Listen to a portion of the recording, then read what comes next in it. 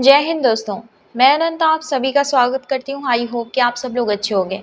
Friends, आज की class में मैं ये डिस्कस करूँगी आपसे कि क्या आप स्ट्रैटेजी अपनाएं जिससे आपका CBT 1 और CBT 2 क्लियर हो जाए। तो ये मैं स्ट्रैटेजी बताऊँगी अपने हिसाब से, जो मैंने अपने लिए अप्लाई किया था। तो सबसे पहले देख लेते हैं कि ये जो RRB के NTPC की वैकेंसी आई है, किन किन लोगों के लिए आप मतलब एलिजिबल है, कौन कौन भर सकते हैं, कितनी वैकेंसी है, क्या एज क्राइटेरिया है इसका और क्या सिलेबस है। तो पूरी ही आज हम डिटेल में आपको एक्सप्लेन करेंगे और ये भी टॉपिक पे एक्सप्लेन करेंगे कि किस एरिया पे आपको फोकस करना चाहिए कि आपका नंबर गेनिंग हो। तो मैंने जिस एरिया पे फोकस करके CBT 1 और CBT 2 दोनों क्लियर किया था, वो सारी चीज़ें बातें आपको बताऊंगी, इम्पॉर्टेंट टिप्स। तो चलिए देख लेते हैं। सबसे पहले इसमें है कि ये पोस्ट आया किसके लिए है। ये पोस्ट अगर आपने ग्रेजुएट कर लिया है, आप ग्रेजुएशन किसी भी सब्जेक्ट से आप ग्रेजुएट हो, चाहे BA हो, चाहे साइंस स्ट्रीम से हो, किसी कॉमर्स से हो, लेकिन अगर आप ग्रेजुएट हो तो आप इसके लिए एलिजिबल हो। मतलब अगर आप 12th भी पास हो ना, तो कुछ वैकेंसीज इसमें ऐसी हैं जो 12th के लिए एलिजिबल हैं। ठीक है, इसमें आगे डिटेल में देखिएगा। तो टोटल वैकेंसी आई है आपकी कितनी आई है, 11,558। तो टोटल 11,558 है। तो एक बात मैं आपको और बता दूं, ये जो रेलवे का NTPC का खासियत क्या है, खासियत ये है कि ये फॉर्म तो इस साल देते हैं और एग्ज़ाम अगले साल कराते हैं। ठीक है, पिछले साल यही हुआ था कि जब फॉर्म फिल किया था उसके 1 साल बाद इन्होंने एग्ज़ाम लिया था। 1 साल या 2 साल बाद, जितना मुझे याद है। उसके फिर 1 साल बाद इन्होंने मेंस लिया था, मतलब लगभग 7-8 महीने बाद इन्होंने मेंस लिया था।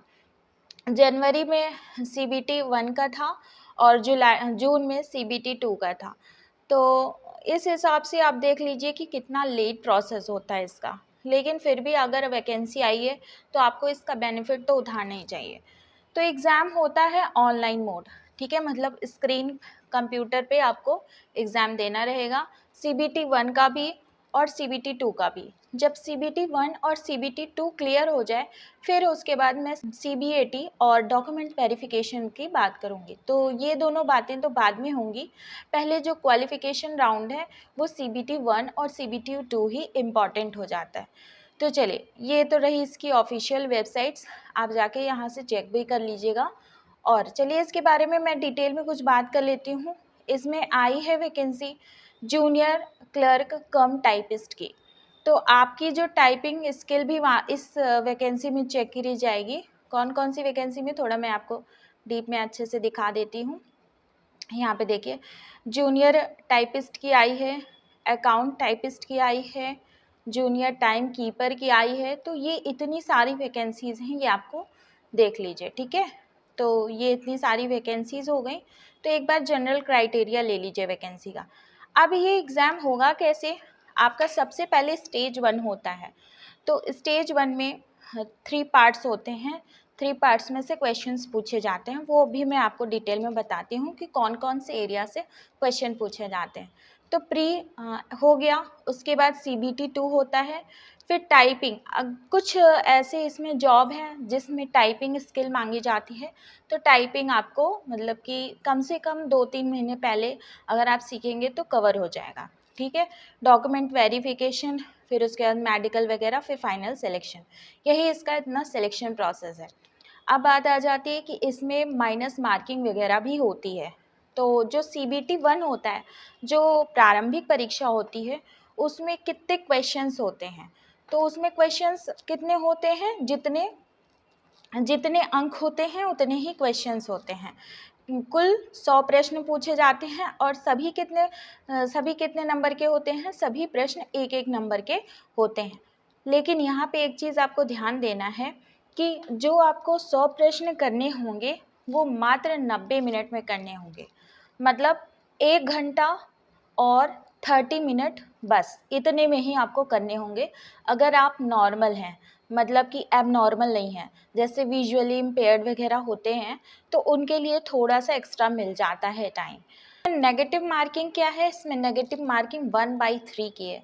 बताइए 1/3 की नेगेटिव मार्किंग है। मतलब आपको क्या करना है, आपको जो भी क्वेश्चंस लगाने हैं सोच समझ के लगाने हैं, नहीं आ रहा है स्किप कर दीजिए, फालतू में नंबर पीछे हो जाता है, ठीक है।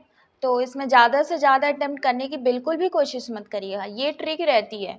जो मतलब समझदार स्टूडेंट रहते हैं वो यही करते हैं, जो उनको आता है वही टिक करते हैं, जो नहीं आता गेस लगाने से क्या होगा, आपका नेगेटिव हो जाएगा, मतलब आपका उतना माइनस हो जाएगा, जो आपको आता रहेगा उसमें से माइनस होगा, तो फिर वो तकलीफ हो जाता है। अब इसमें आता कितने सब्जेक्ट है, आता सब्जेक्ट है गणित आता है, सामान्य ज्ञान आता है, सामान्य ज्ञान में जनरल साइंस भी होते हैं और करंट अफेयर भी होता है, ठीक है, रीजनिंग भी होता है। तो गणित आपका 30 नंबर है, सामान्य ज्ञान और जो करंट अफेयर है वो 40 नंबर का है, रीजनिंग है 30 नंबर का, तो टोटल हो जाएंगे आपके 100 नंबर के। चलिए आप CBT 2 की बात कर लेते हैं। CBT 2 में क्या रहता है, देखिए आपको कुछ भी नहीं करना है इसमें, सिर्फ और सिर्फ आपको यही समझना है कि आपको गणित पढ़ना ही है, सामान्य ज्ञान और करंट अफेयर वगैरह पढ़ना ही है, रीजनिंग पढ़ना ही है। एक बात मैं आपको और बता दूं, करंट अफेयर के जो स्पेशल टॉपिक्स होते हैं वो मैं अपने इस चैनल पे मैं करवाती हूँ। जैसे सुप्रीम कोर्ट की अभी हाल ही में 75वीं वर्षगांठ मनाई गई थी, तो उस टॉपिक को लेकर के मैंने पूरी करंट अफेयर डिटेल में बना दी थी कि उस टॉपिक से जो भी क्वेश्चन पूछा जाए वो पूरा उसी में कवर हो जाए।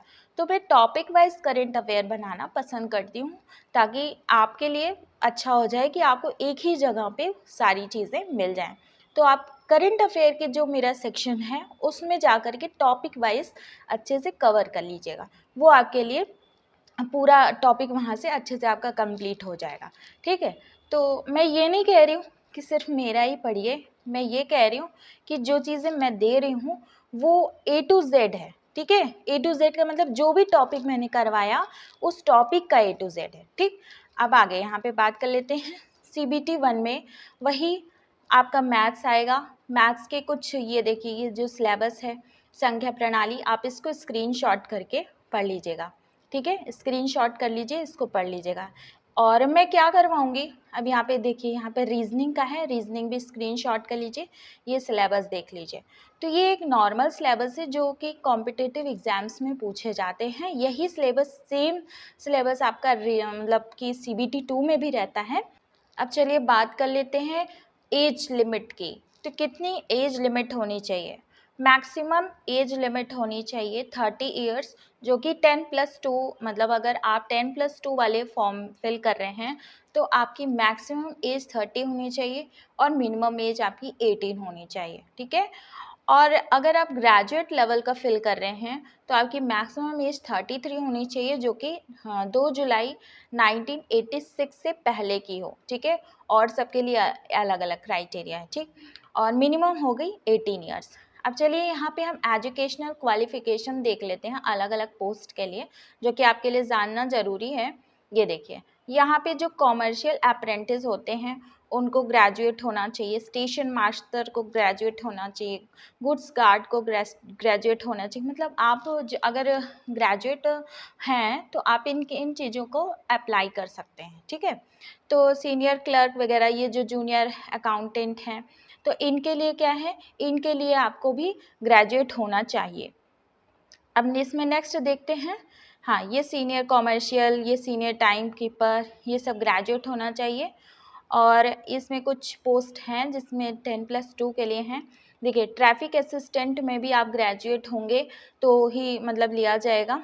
और ये कॉमर्शियल टिकट क्लर्क के लिए 10+2, अब यहाँ पे 10+2 की आ गई है। अकाउंटेंट क्लर्क 10+2, और ये सब 10+2 के लिए है, आप अपना देख लीजिएगा। जब और ये भी है ना कि जब आप फॉर्म फिल करते हैं ना, तो जब आप वहाँ पे 10+2 डालेंगे तो आपका 10+2 वाला ही ओपन होता है, ठीक है। अब चलिए आगे देखते हैं कि कितनी वैकेंसीज़ हैं टोटल। तो इतनी सारी वैकेंसीज़ हैं अलग अलग एरिया में, मतलब स्टेशन मास्टर की लगभग 900 हैं, और गुड्स ट्रेन मास्टर मैनेजर की इतनी हैं, तो इतनी हैं, ठीक है। तो रेलवे काफ़ी अच्छी जॉब है, तो उसके लिए आप लोग प्रिपेयर हो जाइए।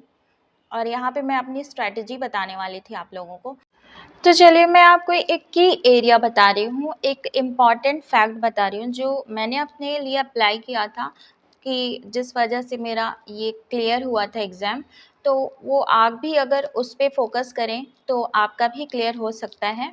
जैसे अब यहाँ पे मैं CBT 1 की बात कर रही हूँ। सबसे पहले आपको देखना है कितने सब्जेक्ट हैं। गणित हैं, सामान्य ज्ञान, करंट अफेयर है और रीजनिंग है। आपको कंप्लीट क्या करना है, आपको देखिए, अगर आप गणित 30 है ना, 30 में से अगर मान के चलिए आप 29 क्वेश्चन सिक्योर कर लेते हैं, एक क्वेश्चन हम एक्सेप्शन में छोड़ देते हैं। देखिए गणित एक ऐसा सब्जेक्ट है ना, अब आप ये सोच रहे होंगे 30 में से 29 कैसे मैं बोल रही हूँ। तो 30 में से 29 इसलिए बोल रही हूँ क्योंकि मेरे खुद के आए थे, मेरे खुद के अपने आए थे। तो अब यहाँ पे मेरे पास प्रूफ तो है नहीं कि मैं आपको दिखाऊंगी, क्योंकि काफ़ी साल पहले की बात हो गई है। तो इसलिए ये मैं बोल रही हूँ, इसलिए मैं अपने एक्सपीरियंस से आपको बोल रही हूँ कि 30 में से 29 आ सकते हैं। गणित एक ऐसा सब्जेक्ट है सॉलिड नंबर दिलाता है। आपको करना क्या है, आप सबसे पहले जो आरआरबी एनटीपीसी है उसके जितने भी प्रीवियस ईयर्स के क्वेश्चंस पेपर हैं, उसके मैथ्स के, रीजनिंग के, तो मैथ्स, रीजनिंग और उसमें जो जनरल साइंस आया है और जीके वगैरह जो क्वेश्चंस हैं, वो आपको क्या करना है, पूरा अच्छे से पढ़ लेना है। मतलब पूरे प्रीवियस ईयर्स को चार्ट लेना है। प्रीवियस ईयर्स मतलब कि आपके लिए की है, आप प्रीवियस ईयर्स को स्किप मत करिएगा। जहाँ तक जब जितना तक आप प्रीवियस ईयर जितने सालों का पढ़ सकते हैं उतने ही लिए आपके लिए बेनिफिशियल होगा। तो ये चीज़ मैंने अपने साथ अप्लाई किया था। जितने प्रीवियस ईयर्स के क्वेश्चंस थे सारे ही रेड, मतलब कि सारे ही अच्छे से कर दिए थे। जैसे गणित था तो मैंने क्या किया था कि सबसे पहले अपने इस गणित वाले पोर्शन को बहुत ज़्यादा स्ट्रॉन्ग कर लिया था। और उसके बाद आ जाता है बात रीजनिंग का। तो आपको गणित और रीजनिंग ये दो एरिया ऐसे हैं जहाँ पे अगर आप क्या करते हैं, मेहनत कर लेते हैं खूब अच्छे से, तो ये आपको सॉलिड स्कोर दिलवाते हैं। क्योंकि इसमें जो क्वेश्चंस रहते हैं ना वो वहीं से अराउंड पूछता है, ऐसा नहीं कि कहीं और से पूछ लेगा। क्वेश्चन का थीम वैसा ही रहता है। अब एलसीएम एचसीएफ है, लसम लसब है और मासा है, तो ये इन सब से और क्या क्वेश्चन पूछेगा ना। औसत है, एवरेज वगैरह है, तो सर्कल वगैरह है, तो ये सब और सब क्या पूछेगा, वहीं से तो पूछेगा, वही उसी कॉन्सेप्ट से पूछेगा। तो आपको क्या करना है, गणित का और रीजनिंग का सबसे पहले प्रीवियस ईयर्स जो एनटीपीसी ने पूछे हैं जितने वर्षों के, वो सारे आपको कंप्लीट कर लेने हैं। उसके बाद आपको क्या करना है कि जो मैं ये यहाँ पे करवा रही हूँ, आपका है एनसीईआरटी पोर्शन यहाँ करवा रही हूँ अपने चैनल पे, इसको जाकर के एक एक बार देख लेना। क्योंकि देखिए होता क्या है, एनसीईआरटी बच्चे पढ़ तो लेते हैं लेकिन उन्हें पता नहीं होता कि एग्ज़ाम में आएगा क्या। तो एनसीईआरटी जो भी मैं करवा रही हूँ, अभी साइंस का मैंने स्टार्ट किया है। तो साइंस अभी क्या है ना कि मुझे थोड़ा सा क्लास बनाने में, अच्छी चीज़ें लाने में, ढूंढने में आपके लिए टाइम लगता है। तो वो थोड़ा सा मैं टाइम ज़रूर ले रही हूँ, लेकिन आपके लिए ये चीज़ बहुत अच्छा है। बस आप एक बार उसको देख लेंगे अच्छे से, आप खुद ही समझ जाएंगे कि आपको क्या क्या चीज़ें पढ़नी है। ठीक है, तो चलिए बस इतना ही मैं कहना चाहूँगी। जो मैंने ट्रिक्स आपको दी हैं, आप इसी पर अगर अमल करते हैं तो आपका ये जो अभी पहला एग्ज़ाम है CBT 1, अभी हमें इस पे फोकस करना है, तो ये हमारा क्लियर हो जाएगा। और जब ये देखिए CBT 1 और CBT 2 का सिलेबस एक ही है, तो आपको वही पढ़ाई कंटिन्यू करनी है। तो कंटिन्यू करेंगे तो CBT 2 भी क्लियर हो जाएगा, क्योंकि सेम है, सिलेबस सेम है। तो मैं ये कहना चाहती हूँ कि एनटीपीसी के लिए इससे रिलेटेड जो भी क्लासेस इम्पॉर्टेंट लगेंगी, जो भी चीज़ें इम्पॉर्टेंट लगेंगी, मैं वो अपने चैनल पे डाल दिया करूँगी और वो आप भी देख के पढ़ लिया करिए। तो उससे क्या होगा कि आपका समय बचेगा और आपको पता चलेगा कि हाँ, क्या चीज़ें जो हैं एग्ज़ाम को स्टक करती हैं। तो चलिए ठीक है, फिर मिलते हैं अगले क्लास में। तब तक ले बाय बाय, टेक केयर, नमस्कार, जय हिंद।